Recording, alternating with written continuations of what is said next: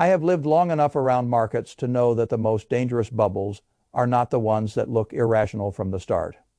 The most dangerous bubbles are the ones built around something real. That is what makes them so persuasive. Railways were real. The internet was real. Telecommunications infrastructure was real. Housing demand was real. And now artificial intelligence is real. That is why so many people are going to get hurt. A fantasy bubble can only seduce fools. A real technological wave seduces almost everyone because it carries a truth inside the excess. It offers a genuine improvement, a genuine shift in productivity, a genuine change in the industrial order. People sense that something important is happening, and because that instinct is not wrong, they become less careful about the price they pay, the valuations they accept, the assumptions they build, and the fragility they are financing underneath the story. That is always the sequence.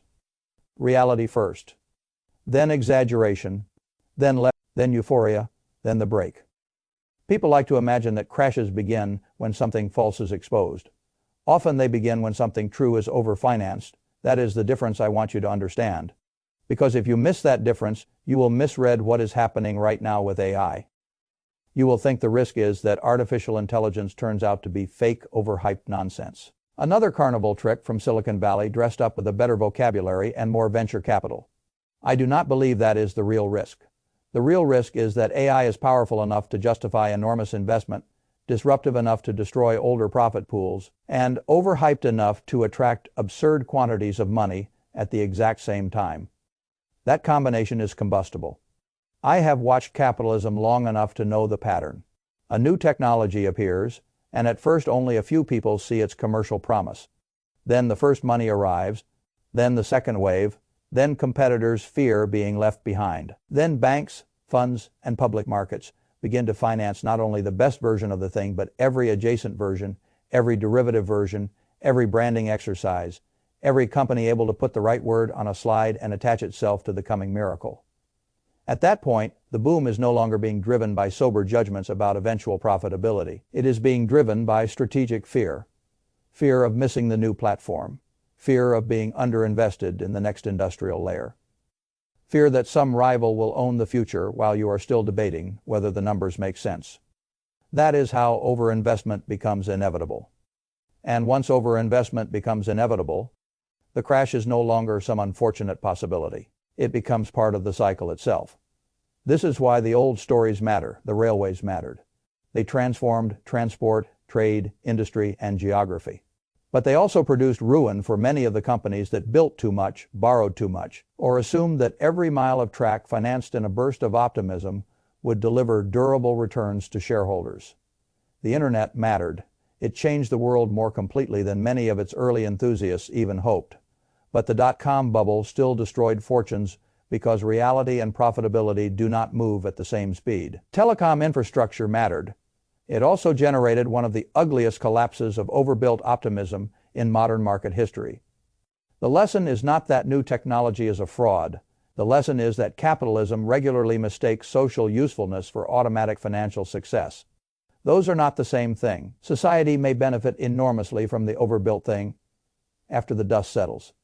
We may end up with better infrastructure, better tools, lower costs, faster systems, extraordinary new capacities. But that does not mean the companies, the investors, the workers, or the speculative structures built during the mania all survive the transition. That is exactly what makes this period so dangerous. Everyone can feel that AI matters. Very few are pricing what the bust will do to the institutions and labor markets surrounding it. The easiest part of the story to see is the spending. The numbers are already loud enough that only a fool or a salesman could call them modest. Hundreds of billions are being committed to infrastructure, chips, models, training capacity, cloud build-out, energy consumption, data center expansion, software layers, enterprise adoption efforts, and every intermediate layer between the chip and the user. When you see that scale of expenditure relative to actual monetized output, you are not looking at a settled profit machine. You are looking at a capital surge that matters, because capital surges always tell two stories at once. One story is technological. The other is financial. The technological story says the future is being built. The financial story asks whether the future is being financed at terms the future can actually justify. Those two stories diverge more often than people want to admit. That is why I do not look only at the brilliance of the underlying technology. I look at the ratio between what is being spent and what is being earned. If money going out is running several times larger than money coming in, then enthusiasm may still be right about the technology and catastrophically wrong about the business timing. That is not a contradiction. That is the normal shape of a bubble. The AI boom has one feature that I think makes it more destabilizing than many previous booms, and that is that its social effects are arriving almost simultaneously with the overinvestment. Usually a technological shift begins by promising abundance while its labor market consequences take longer to spread. This time the disruption is much more immediate. The same corporate leaders pouring astonishing amounts of money into AI infrastructure are also quietly or openly looking at their cost base and seeing headcount that may soon be easier to rationalize away. That creates a different kind of fragility. A railway boom did not directly threaten to eliminate white-collar entry routes at digital speed while it was still inflating. An internet infrastructure boom did not immediately create a credible narrative that junior analysts, entry-level coders, support staff, routine marketers, operational assistants, and large layers of administrative labor might be partially or substantially replaced before they had even built financial resilience. This one does. That is why the next crash will not feel like an ordinary speculative washout. It will feel like a speculative washout sitting on top of an employment shock. And that matters because asset markets do not crash in a vacuum. They crash inside households, firms, and political systems that are already absorbing other stresses. If paper valuations collapse while hiring slows, while entry-level roles disappear, while existing workers grow more anxious, while companies scramble to cut costs in response to overinvestment that is no longer being rewarded by the market, then the contraction spreads far beyond the venture funds and the late-stage private investors who deserve to be punished for their own nonsense. It reaches all of us. That is the cold truth. The bubble is centered at the top. The pain will not remain there. I want to be careful here because people often hear a warning like this and assume it is just one more loud market call, one more dramatic forecast designed to impress an audience addicted to crisis. I have no interest in that. The reason I take this cycle seriously is not because I enjoy predicting downturns. It is because the logic underneath the downturn is already visible. You do not need mysticism. You do not need secret charts. You do not need to pretend you can forecast the exact month when sentiment turns. You only need to observe the old pattern honestly. Huge spending surge, weak monetization relative to that spending. Too many companies funded under the assumption they will be among the tiny minority that survive as category winners. Wild valuations on thin revenues, a labor-saving technology that simultaneously threatens the consumers and workers whose stability supports the rest of the economy. That is not a stable arrangement. It is a setup, and it is made more unstable by the social psychology of the moment. People know they are supposed to be impressed by AI. Boards are supposed to demand a strategy. CEOs are supposed to sound visionary. Founders are supposed to say the magic word in every second paragraph of the pitch. Journalists are supposed to frame every new product as part of the same epochal transformation. Employees are supposed to adapt, retrain, smile, and prove that they are iNative before they have even had a chance to understand what that means for their bargaining power. Investors are supposed to suspend old valuation discipline because something unprecedented is happening. This is how manias become cultural obligations. Once that happens, skepticism stops looking prudent and starts looking backward. That is when I become most interested, because every bubble ultimately depends on social pressure as much as on balance. Cheat leverage. People do not want to be the one left behind, the one who failed to see the future, the one who held on to old valuation rules while everyone else got rich on paper. So they relax. They reach, they tell themselves this time the normal rules no longer apply, because the underlying shift is too large. The underlying shift may indeed be very large. The normal rules still apply. That is the lesson capitalism teaches over and over, and people keep learning it only after the damage is already done. Now, if you ask me what happens next, I do not think the answer is especially mysterious. I think first there will be a continued phase of overbuilding, overfunding, and overclaiming. Money will keep chasing the prestige of being attached to AI, because prestige is part of the return while the music is still playing. More companies will raise on absurd valuations. More enterprise pilots will burn cash without reaching production. More founders will tell themselves that because the category is gigantic, their own odds of survival are therefore somehow much higher than basic market structures suggest. They are not. 90% failure rates in new technological manias are not aberrations. They are often the default. Then, as real revenues fail to justify the financing intensity, the correction begins. Some will call it a healthy repricing, some will call it a normal shakeout, some will call it creative destruction. Fine. Use whatever phrase makes you feel sophisticated. The reality for those inside it will be much simpler. Capital will dry up, round sizes will shrink, valuations will collapse. Investors who once praised visionary spending will start asking about burn efficiency, discipline, and path to cash generation. The same boards that demanded go faster will suddenly demand restraint. Hiring freezes will become normal. Layoffs will be described as focus. Whole categories of startup that existed, mainly because money was cheap and AI branding was hot, will simply vanish. That is the financial side. The labor side will feel worse. I think the public still does not understand how asymmetrically job destruction arrives in a cycle like this. It is rarely the senior people first. It is the young, the not quite trained, the early career analyst, the junior programmer, the graduate who expected a first rung on the ladder and finds the rung removed before their hand ever touches it, the assistant whose work is just structured enough to be delegated to systems, the mid-level worker whose value lies more in repeatable information handling than in judgment or relationship capital, the worker who thought they were buying time to become experienced and discovers that the time has been shortened brutally by software and automation.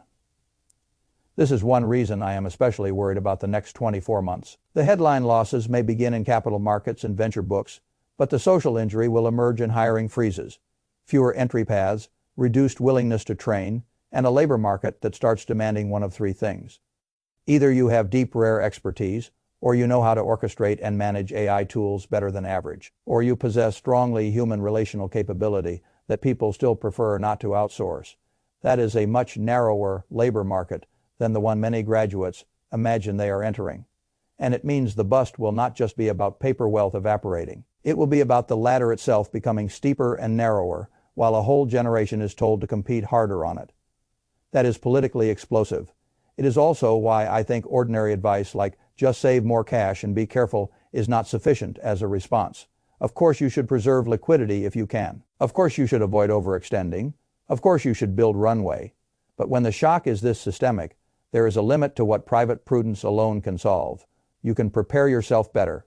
You cannot individually neutralize the broader contraction if the whole economy is hit by a simultaneous investment bust and labor shock. That is where the deeper issue emerges. What happens in a society where labor is no longer needed at the same scale? I do not mean that work disappears overnight in some cartoonish science fiction scene. I mean something slower and uglier. Large sectors needing fewer people, entry routes collapsing, firms discovering they can produce the same or greater output with smaller wage bills. White-collar tasks that used to justify salaries becoming semi-automatable at a speed much faster than institutions can redesign meaning, status, and income distribution around them. That is a very dangerous transition, because our existing economic order still assumes that access to income must mainly pass through labor. If labor becomes less necessary while income remains tied to labor, then we do not get a utopia of leisure. We get a system crisis. The technological possibility of abundance does not automatically produce abundance for ordinary people. It can just as easily produce concentrated ownership of the machines and a great surplus population pressured to accept worse terms. That is the darker fork in the road. I sometimes think people hear about robotics and AI and imagine the glorious version first. More output, more efficiency, better surgery, better logistics, cheaper goods, faster systems. Perhaps all of that comes. But there is no automatic rule saying that the benefits of those gains will be broadly shared. Technology does not distribute its own fruits. Ownership structures do that. Political systems do that. Bargaining power does that. If a small class owns the productive systems and everyone else depends on them for permission, then a technological revolution can produce not freedom, but hierarchy at a higher level of productivity. That is one possible future. I do not say that to be theatrical. I say it because ignoring the distribution, question is how societies walk cheerfully into forms of abundance that benefit too few people to stabilize the whole system. This is why the conversation about universal basic income keeps reappearing, whether people like it or not. I know the phrase makes some audiences tense. It sounds radical, it sounds lazy, it sounds like surrender. But the moment you accept that a technology may eliminate huge layers of labor demand faster than new roles can be created, you are forced into one of two political positions. Either you let millions of people fall into deeper insecurity while pretending the market will somehow sort them elegantly, or you build a floor under them. That is the choice. The real debate is not whether the question is coming. The question is already here. The real debate is whether societies will face it intelligently, or only after enough pain has forced the issue. I think building a floor is the only morally serious response. Once the scale of labor displacement becomes large enough. Call it UBI, call it a social dividend, call it basic income, call it something else. If the label offends you, the name matters less than the principle. If productive systems can generate goods and services with dramatically less human labor, then a civilized society must uncouple basic survival from total dependence on the labor market. Otherwise, the technology becomes not liberation, but coercion by other means. That is what so many people still fail to see. They think the optimistic future and the dystopian future are decided by the capability of the machines. They are not. They are decided by who owns the machines, how the gains are distributed, and whether political systems treat displaced people as disposable or as citizens entitled to a share of the abundance their society can now produce. That is the real fork. Star Trek or Hunger Games is a dramatic way of saying something very simple. A productivity revolution can either free people from drudgery or strip them of bargaining power. Without political adjustment, it usually does the second before it ever delivers the first. And this is where the current AI bubble becomes doubly dangerous. Not only are we overinvesting financially, we are underpreparing politically. We are acting as though the labor shock is still speculative, as though the entry-level hiring decline, the enterprise replacement stories, the internal workflow changes, and the new screening logic among employers are all little experiments, rather than early evidence of a structural change in demand for labor. That is foolish. I think companies are already telling on themselves. Every serious employer is now quietly segmenting the workforce. One group is deeply expert. Another group is AI proficient, workflows, and automation. A third group has strong enough human relational or trust value that customers or counterparties still want a person on the other end. Everyone else is entering a danger zone, especially if their work is repetitive, process-heavy, or just structured enough to be partially automated. That is the employment map of the next phase. And because that map is forming while capital markets are still in euphoria, the eventual bust will be more destabilizing than a normal sector correction. The people who say, well, capitalism always has booms and busts, will be partly right and dangerously incomplete. Yes, capitalism does have booms and busts. Yes, it regularly overbuilds the future and then punishes the financiers of that overbuilding. But this time the bust arrives inside a much more fragile social environment. Housing is already strained. Debt burdens are already heavy. Younger workers already feel late to asset ownership. Trust in institutions is already thin. Geopolitics is already unstable. Energy and material constraints are already real. And now into that environment we are pouring a technology that simultaneously attracts insane capital, destabilizes employment, and promises efficiency, gains whose distribution has not been politically negotiated at all. That is not a minor cyclical event. That is a pressure test. And I do not think the existing system is as robust as people comfort themselves by saying it is. Robust systems do not need this much reassurance. Fragile systems talk constantly about resilience right before they discover their own limits. Now, you may ask what an individual is supposed to do with all this. I am honest enough to say that there are limits to personal insulation. If a severe contraction comes, you do not simply sidestep it through cleverness. But you can think more clearly. Do not confuse paper gains in AI-related assets with durable wealth. Do not treat a thin revenue business with an AI label as though it were automatically the future. Do not assume your current job is safer than it looks, merely because the current workflow still includes you. Do not assume the labor market will preserve entry routes simply because older generations once walked through them. Build cash runway if you can. Reduce fragility if you can. Develop depth, not just familiarity. Become more useful at the level of judgment, synthesis, trust, and orchestration, rather than mere routine task execution. And politically, stop pretending this is only a private problem. If labor demand is going to be structurally reduced, then labor income cannot remain the sole gatekeeper of security for ordinary life. That is not sustainable. It is not decent. And it is not avoidable forever through motivational speeches about reskilling matters. It is not enough. The deeper issue is social architecture. Who gets supported through transition?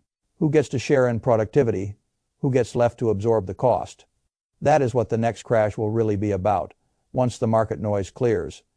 Not simply that some valuations were silly. Not simply that too much capital chased a fashionable promise. The real story will be that we built a financial mania on top of a technological shift, powerful enough to destabilize work itself, and we acted as though the bust could therefore remain merely financial. It cannot. That is why I say the next financial crash has already started, not because the chart has already fully rolled over, because the conditions that make the break inevitable are already in motion. The overinvestment is here, the labor shock is here in early form, the valuation fantasy is here, the startup mortality is already here, the enterprise disappointment is here, the fragility is here. Markets are often the last thing to admit what the underlying process has already begun. That is true now, and if you can see that clearly, you will not be shocked when the bust arrives. You may still suffer its consequences. Most of us will, but you will at least understand what broke. Not just a bubble, a story. The story that AI could be overfinanced, under-monetized labor, displacing, politically unprepared, and somehow still produce a clean transition for society at large. I do not believe that story. I think we are going to learn the harder version. And the sooner we admit that, the better chance we have of building something sane on the other side.